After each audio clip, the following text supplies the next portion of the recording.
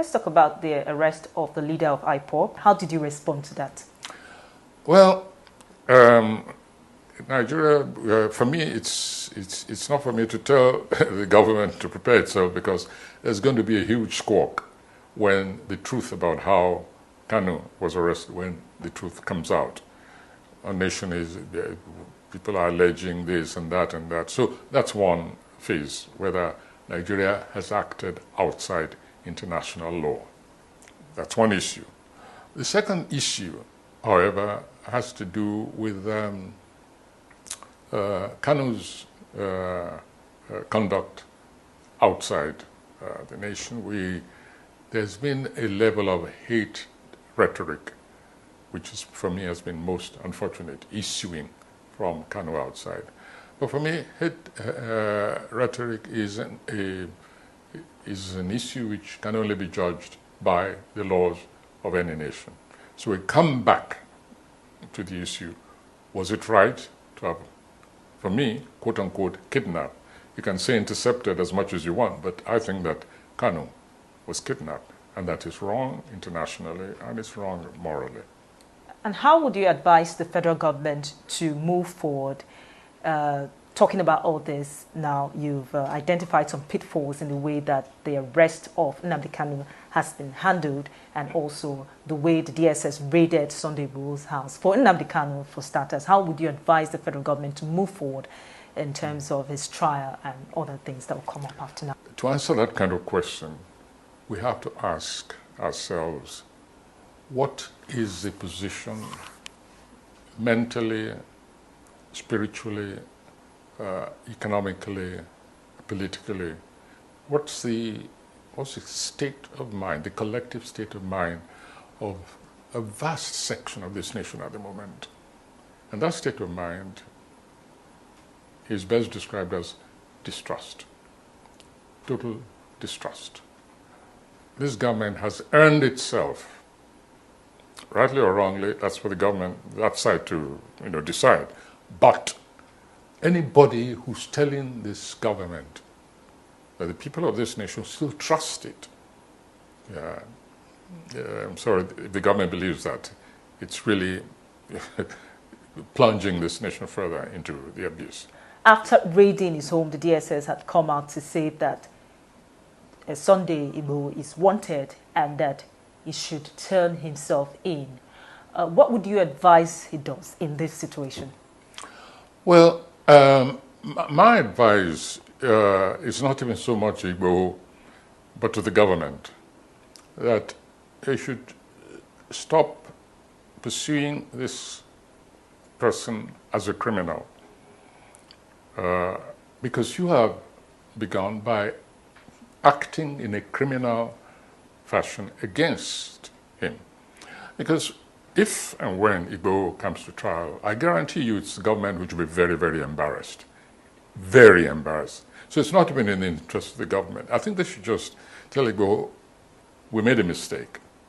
We should not have acted in this way. You are no longer wanted. Please go back to your home. In fact, escort him to his home, quietly, and let him resume his normal life. To declare him wanted. And again, this is another issue of language. I read in some papers, Igboho is in hiding. Well, but more accurately, he's probably just gone underground, to protect himself and perhaps to be able to continue his declared struggle. I'm not talking now about the secessionist aspect of his struggle. No, I'm talking about what Igboho came out to do, and which I believe is still his mission in this nation, to protect, defend his own people, and to let the aggressors know that they are not lords of this nation or any section of it, apart from what they are constitutionally entitled to. So I think the government, it's in no interest. If you bring Igboho to trial, you're just going to get mud in your face, clearly. As far as I'm concerned, it's up to Igboho to decide. He knows what the circumstances were. He knows what happened before his people were killed. And he's the only one who can judge, who can decide for himself. I cannot advise him. Some critics have said that the federal government was fast to arrest Nnamdi Kanu. But when we look at other issues like the bandits still ravaging the northwest and some part of the northeast, the kidnapping still ongoing, and also the issue with the Boko Haram, and you begin to ask that how are they so fast and so quick to arrest? The situation with IPOB and Nnamdi Kanu and the others are still being left to go unchecked. Yes. The government cannot wash itself clean of what seems to me a kind of comparative energy in pursuing the destabilizing quote-unquote forces in this nation. If I may take ourselves back, maybe you remember once when I threw a challenge to Buhari, and I said, what I expect from a commander-in-chief, from a true leader. And this is, early, in the sort of the malevolent activities of these groups.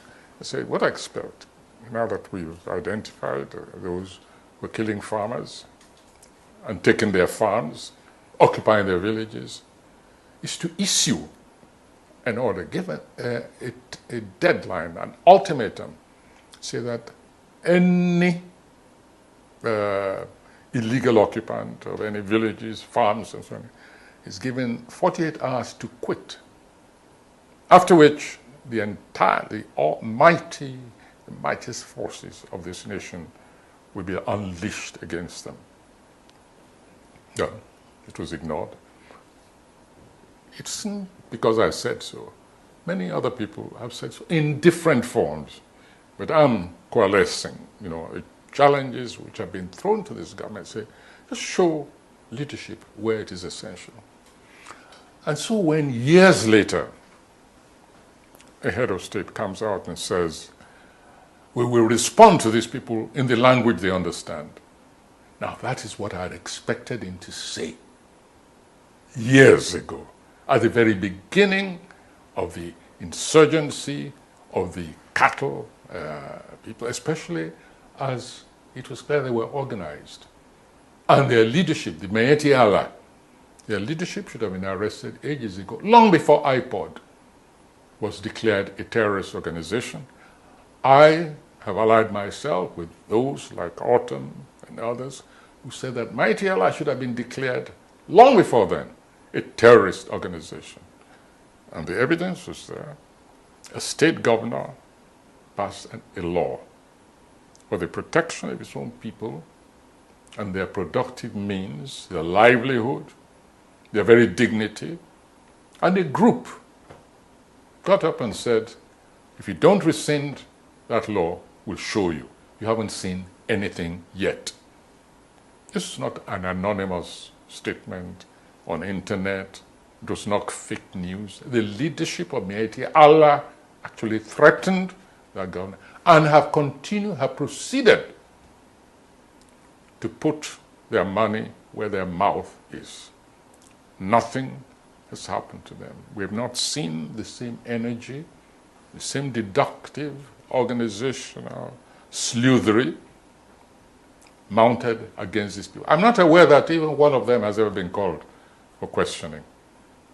And what did Igboho do? And they didn't even call him for questioning. They just attacked him in the middle of the night. I mean, illegally and constitutionally. So people are right to say there has been an unbalanced, unequal, and irregular approach to security enforcement in this nation. What do you think will happen next? Do you see a situation where we'll have more Sunday Igbohos, more Nnamdi Kanus arising from the west, the east, the south? We already have them. They exist inside, within, and they exist outside. It's not Igboho who's the issue. It's not Kanu who's the issue. It's a collective distrust, disenchantment. That's the word I want. Collective disenchantment with the conduct of this regime. And that's why I say it can only redeem itself, it can only reverse this downhill course it's embarked upon by now coming clean, trying to open a totally new page. Even forget the past. How do we move on from here? And so I want all this business, we met this, and we do this by the self-excusing by Buhari. Yes, thank you. Take it for granted. You did not create Boko Haram. We accept it. You did not create Mayeti Allah. But what did you do about it? That is